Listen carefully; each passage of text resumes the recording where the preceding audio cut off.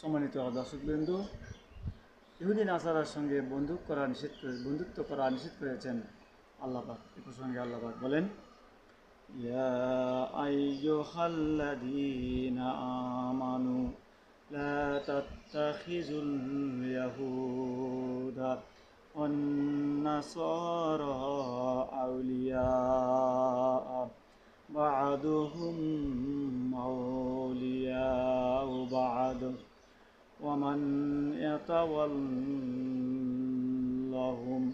منكم فإنه منهم। হে মুমিনগণ, তোমরা ইয়াহুদি ও খ্রিস্টানদের বন্ধু হিসেবে গ্রহণ করো না। তারা পরস্পরের বন্ধু।